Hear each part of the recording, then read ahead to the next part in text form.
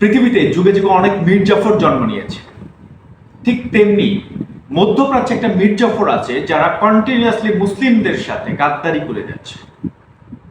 মধ্যপ্রাচ্যের সবচেয়ে বড় ক্যান্সার এই মুহূর্তে ইসরায়েল, যেমন আরো পাশাপাশি ক্যান্সার হচ্ছে জর্ডান। যে জর্ডান কন্টিনিউয়াসলি আমেরিকা এবং ইসরায়েলের পাঁচটা গোলামে পরিণত হয়েছে এবং তারা মদত দিয়ে যাচ্ছে আমেরিকা এবং ইসরায়েলকে মুসলিমদেরকে ধ্বংস করার জন্য, সহযোগিতা করে যাচ্ছে।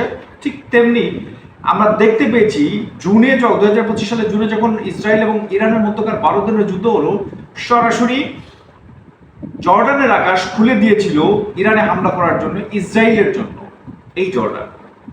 এছাড়া ইরান যে সকল মিসাইল এবং ড্রোন ছুড়েছিল সে সকল মিসাইল এবং ড্রোনকে ধ্বংস করেছিল জর্ডানের বিমান বাহিনী। তার মানে হচ্ছে তারা অলিখিতভাবে ইসরায়েল এবং আমেরিকার পক্ষ নিয়েছে। তো চলেন কিভাবে এই যে মীর জাফরের ধারাবাহিকতা এই দ্বিতীয় আব্দুল্লাহ অর্থাৎ জর্ডান বজায় রেখেছে সে বিষয় নিয়ে আলোচনা করি। এই মুহূর্তে মধ্যপ্রাচ্যে যুদ্ধের তামাদা চলছে। সেই যুদ্ধের তামাদায় আমেরিকা এবং ইসরায়েল সর্বোচ্চ শান দিচ্ছে তাদের সমস্ত অত্যাধুনিক যে সকল অস্ত্র রয়েছে সেই অস্ত্রতে। কিন্তু এই ইসরায়েল অথবা আমেরিকা থেকে যে কিন্তু ইরানের উপর হামলা চালানো অনেকটা ডিফিকাল্ট, কারণ আমেরিকা এবং ইরানের দূরত্ব অনেক বেশি, যার ফলশ্রুতিতে মধ্যপ্রাচ্যের বিভিন্ন দেশে মুসলিম দেশগুলোতে আমেরিকা সামরিক ঘাঁটি তৈরি করেছে, যার মধ্যে সৌদি আরব, সংযুক্ত আরব আমিরাত, কাতার এবং অন্যতম বড় ঘাঁটি হচ্ছে এই জর্ডানে। কারণ জর্ডান এবং ইসরায়েল একেবারে সীমান্তবর্তী অঞ্চল এবং ইসরায়েলের উপর যদি ইরান আক্রমণ করে সেক্ষেত্রে জর্ডানের উপর দিয়ে ওই মিসাইলগুলো যেতে হবে। এটা হচ্ছে ভৌগোলিক মানে এরিয়ার বিষয়টা এখানে রয়েছে।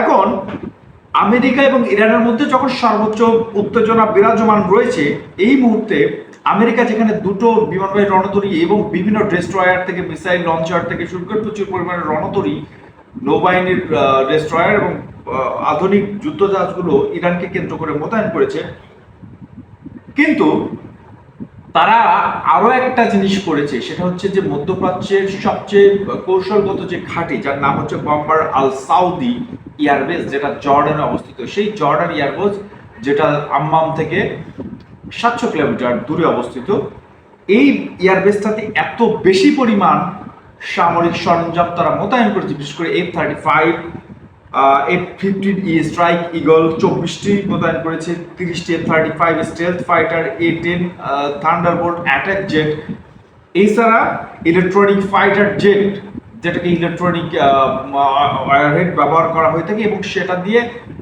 সিগন্যাল জ্যাম করা হয়ে থাকে। এই ধরনের জেটও কিন্তু তারা মোতায়েন করেছে এই বিমান ঘাঁটিতে। এখন জর্ডান কিন্তু বারংবার সরাসরি বলছে যে আমরা আঞ্চলিক উত্তেজনা বাড়ানোর জন্য কখনোই কোনো পক্ষ নেব না, অর্থাৎ আমেরিকা এবং ইরানের কোনো পক্ষেই জর্ডান না যাওয়ার সিদ্ধান্ত তারা মৌখিকভাবে এবং মিডিয়াতে বলছে, কিন্তু দেখা যাচ্ছে তলে তলে তারা আমেরিকাকে তাদের পুরো ভূমি ছেড়ে দিয়েছে, পুরো ঘাঁটিগুলো ছেড়ে দিয়েছে ইরানে হামলা করার জন্য। এছাড়া ইসরায়েল যে কোনো সময় ইরানের এই জর্ডানের যে কোনো ঘাঁটি ব্যবহার করতে পারে, এই ধরনের একটা চুক্তি কিন্তু তারা অনেক আগেই করে রেখেছে, যার ফলশ্রুতিতে একের পর এক ধরা হচ্ছে যে ইসরায়েল তাদের নিজেদের ভূমি না ব্যবহার করে 12 দিনের যুদ্ধে এই জর্ডানের ঘাঁটি ব্যবহার করে তারা ইরানের উপর আক্রমণ করেছিল বলে ধারণা করছে ইরানি বিশ্লেষক এবং সামরিক বিশেষজ্ঞরা। এত বেশি পরিমাণ সামরিক রসদ সেখানে মোতায়েন করেছে, যেটা থেকে স্পষ্টভাবে বোঝা যাচ্ছে যে আমেরিকা এই যুদ্ধটা এত সহজে শেষ করবে না, অর্থাৎ ব্যাপকভাবে ফাইটার জেট স্ট্রাইক করে ইরানের মূল বেসগুলো ধ্বংস করে দিয়ে তারা ক্ষান্ত হবে না। তারা লং টার্ম যুদ্ধের জন্য প্রস্তুতি দিচ্ছে, যে কারণে তারা ব্যাপক সামরিক রসদ এই ঘাঁটিতে মোতায়েন করেছে। এছাড়া তারা ফাইটার জেট বাহী যে বিমানবাহী রণতরী, সেই বিমানবাহী রণতরী দিয়ে পারস্য উপসাগর এবং হরমুজ প্রণালীর আশেপাশে অবস্থান নিয়েছে। এই মুহূর্তে ফ্রন্ট লাইন হাব হিসাবে ব্যবহার করছে এই জর্ডানের এয়ারবেসটাকে। ফ্রন্ট লাইন হাব কি? যদি ফাইটার জেটগুলো মানে বিমানবাহী রণতরী থেকে আক্রমণ করে ক্লান্ত হয়ে যায় এবং রসদ শেষ হয়ে যায়, দ্বিতীয় পর্বের হামলা কিন্তু এই জর্ডান এয়ারবেস থেকে শুরু করবে। তারা যেটা করেছে আমেরিকা, তারা সারা মধ্যপ্রাচ্যে যে সকল সামরিক ঘাঁটি এবং বিমান ঘাঁটি রয়েছে সে সকল বিমান ঘাঁটি ব্যাপক পরিমাণে সামরিক রসদ এবং গোলাবারুদ মজুত করেছে, যাতে করে একটা সমন্বিত সিস্টেম তৈরি করা যায়, প্রত্যেকটা ঘাঁটির মধ্যে সমন্বয় এবং সংশ্লিষ্টতা বজায় রেখে প্রত্যেকটা ঘাঁটি থেকে যেন অ্যাটাক করা যায় ইরানকে কেন্দ্র করে। এবং ধরে নেওয়া হচ্ছে যে সোমবার নাগাদ কিন্তু ইরানের উপর আক্রমণ করতে পারে এই আমেরিকা। এখন আরেকটা বিষয় হয়েছে যে এই মুহূর্তে ব্রিটেনের যে একটা প্রভাবশালী নিউজ এজেন্সি যার নাম হচ্ছে বিবিসি, বিবিসিতে একটা প্রতিবেদনে উল্লেখ করা হয়েছে যে ইরান তাদের শর্ট রেঞ্জ অর্থাৎ মিডিয়াম রেঞ্জের যে মিসাইলগুলো রয়েছে 700 বা 800 1000 কিলোমিটার, সেই লং রেঞ্জের মিসাইল দিয়েই আমেরিকার দুটো যুদ্ধজাহাজ বিমানবাহী রণতরী সেটাকে ডুবিয়ে দিতে পারে। অর্থাৎ আমেরিকার যে মানে বিমানবাহী রণতরী রয়েছে সেটা ইরানি যে মিসাইল রয়েছে সেটার রেঞ্জের মধ্যেই রয়েছে, অর্থাৎ এন্টিশিপ মিসাইল যেটা রয়েছে সেটার রেঞ্জের মধ্যে রয়েছে। এই ঘোষণাটা দিয়েছে মূলত ব্রিটেনি গণমাধ্যম বিবিসি।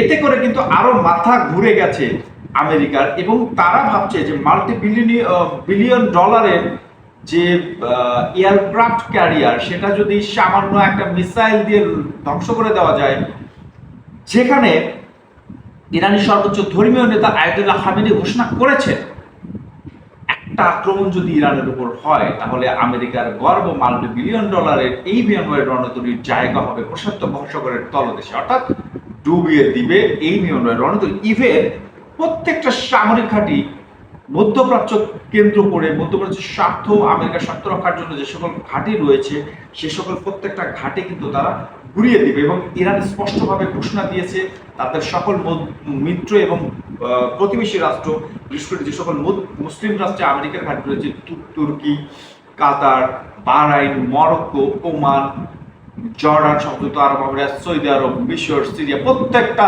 দেশে আক্রমণ করার জন্য ইরান মিসাইল সিস্টেমটা মানে লক করে রেখেছে। একটা আক্রমণ হলে প্রত্যেকটা সামরিক ঘাঁটিতে, আমেরিকার প্রত্যেকটা সামরিক ঘাঁটিতে একযোগে আক্রমণ করবে। এর আগে আমরা দেখেছি প্রভাবশালী যে জেনারেল কাসেম সোলেমানি হত্যা করার পর ডোনাল্ড ট্রাম্পের আগে টার্মে কিন্তু কাসেম সোলেমানিকে হত্যা করেছিল।